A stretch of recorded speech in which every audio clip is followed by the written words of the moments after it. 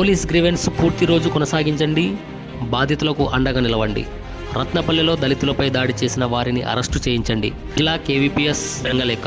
బాధిత కుటుంబాలందరికీ న్యాయం చేసేలా జిల్లా కేంద్రంలో నిర్వహిస్తున్న పోలీస్ గ్రీవెన్స్ను రోజంతా నిర్వహించేలా చర్యలు తీసుకోవాలని కేవీపీఎస్ జిల్లా ప్రధాన కార్యదర్శి ఎండి ఆనంద్ బాబు కోరారు. సోమవారం బుధవారపేటలోని కేవీపీఎస్ జిల్లా కార్యాలయంలో కేవీపీఎస్ జిల్లా ఉపాధ్యక్షుడు ఎన్జి కృష్ణ, జిల్లా సహాయ కార్యదర్శి ఏ గురుస్వామి, జిల్లా నాయకులు సుధాకర్తో కలిసి ఆనంద్ బాబు మాట్లాడి బహిరంగ లేఖను విడుదల చేశారు. అందరికీ నమస్కారం.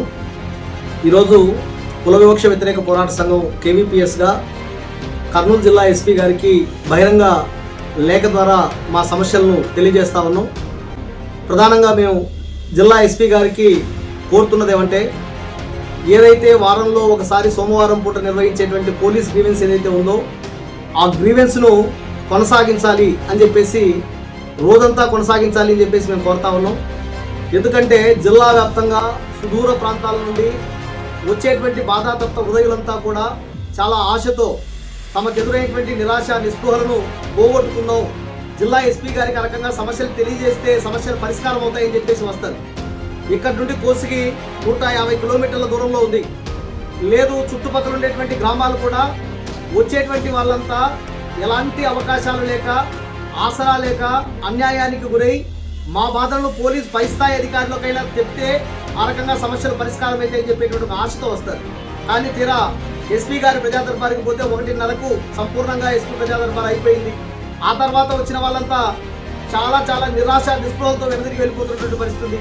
మేము కోరుతున్నది ఏమంటే, జిల్లా ఎస్పీ గారు లేకుంటే పై స్థాయి అధికారులు ఎవరైనా గ్రీవెన్స్లో ఒకవేళ 1:30 దాకా ఉన్నా ఆ తర్వాత భోంచేసిన తర్వాత కూడా గ్రీవెన్స్ కోసం ఒక ప్రత్యేకమైన అధికారిని కేటాయించి అర్జీలన్నింటినీ స్వీకరించి ఆ రకంగా పరిశీలన చేసి పరిష్కారానికి ప్రయత్నం చేయాలి అని చెప్పేసి సందర్భంగా మేము జిల్లా ఎస్పీ గారిని కోరుతా ఉన్నాం. ఎందుకోసం అంటే, ఈరోజు ఒక ప్రధానమైన సమస్య పైన జిల్లా ఎస్పీ గారిని కలవడానికి మేము వెళ్ళాం.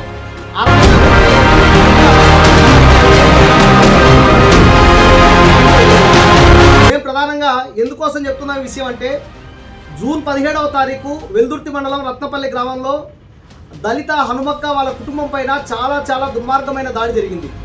ఆ దాడిలో ఇప్పటికి 13 రోజులైనా ఎలాంటి కేసు నమోదు చేయలేదు, ఎవరిని అరెస్ట్ చేయనటువంటి ఒక పరిస్థితి కొనసాగుతూ ఉంది. ఇక్కడ ఎందుకు ఈ విషయం చెప్తా ఉన్నామంటే, చట్టమే గనక అవినీతికి పాల్పడితే చట్ట పరిధిలోనే బాధితులను మరింత శిక్షించేటువంటి ప్రమాదం ఉంది అని చెప్పేసి నేను తెలియజేస్తా ఉన్నాను. ఎందుకంటే ఈరోజు ఉదయం రత్నపల్లి బాధితులు ఎవరైతే ఉన్నారో, దాడికి గురైనటువంటి వాళ్ళు ఎవరైతే ఉన్నారో వాళ్ళ ఇంటికి పోలీసులు వెళ్ళారు. వాళ్ళ ఇంటికి పోలీసులు వెళ్ళి మిమ్మల్ని అరెస్ట్ చేయాల్సింది ఉంది, మీరు పోలీస్ స్టేషన్కి వచ్చి సరెండర్ కండి అని చెప్పేసి చెప్పారు.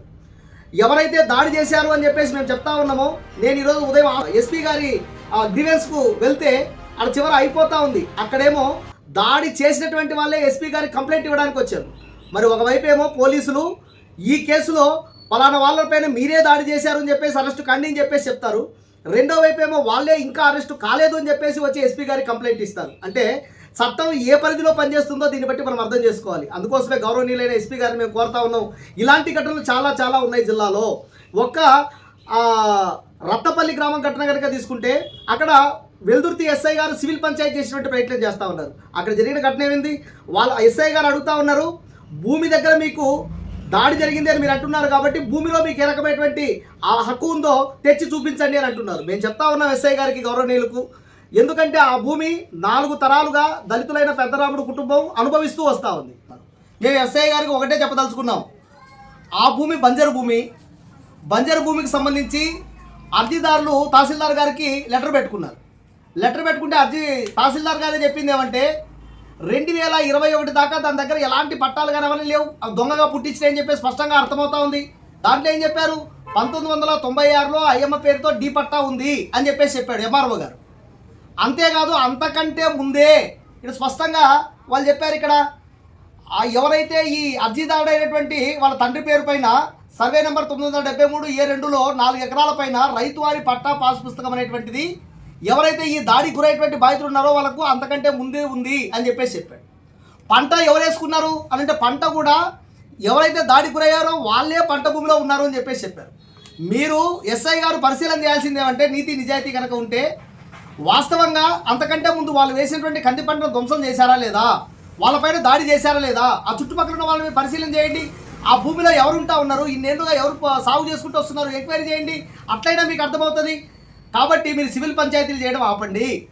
ఇలాంటి సివిల్ పంచాయతీలు చేయడం వల్ల పేదలు, దళితులు, గిరిజనులు, బడుగు బలహీన వర్గాలు చాలా చాలా ఇబ్బందులు గురయ్యేటువంటి అవకాశం ఉంది. అందుకోసమే ఇలాంటి అంశాలపైన జిల్లా ఎస్పీ గారు ప్రత్యేకంగా చర్యలు తీసుకోవాలి. ఇలా చేస్తున్నటువంటి అధికారులపైన చర్యలు తీసుకోవాలి. 13 రోజులైనా కేసు పెట్టలేదు అంటే ఎంత దుర్మార్గం ఇది. కాబట్టి వెంటనే దళిత హనుమక్క కుటుంబంపై దాడి చేసిన వాళ్ళపైన కేసు పెట్టాలి, అరెస్ట్ చేయించాలి, బాధితులకు రక్షణ కల్పించాలి. అదేవిధంగా జిల్లా వ్యాప్తంగా ఇలాంటి ఘటనల్లో ఆశతో, అవకాశం కోసం మాకు న్యాయం జరుగుతుందనేటువంటి ఒక భరోసాతో వచ్చేటువంటి బాధితులకు అండనిచ్చే విధంగా గ్రీవెన్స్ను కూడా ఒక రోజంతా జరిపేలాగా చర్యలు తీసుకోవాలి అని చెప్పేసి జిల్లా ఎస్పీ గారిని ఈ సందర్భంగా మేము కోరుతా ఉన్నాం. నా పేరు ఎండి ఆనంద్ బాబు, కేవీపీఎస్ జిల్లా ప్రధాన కార్యదర్శి, కర్నూలు.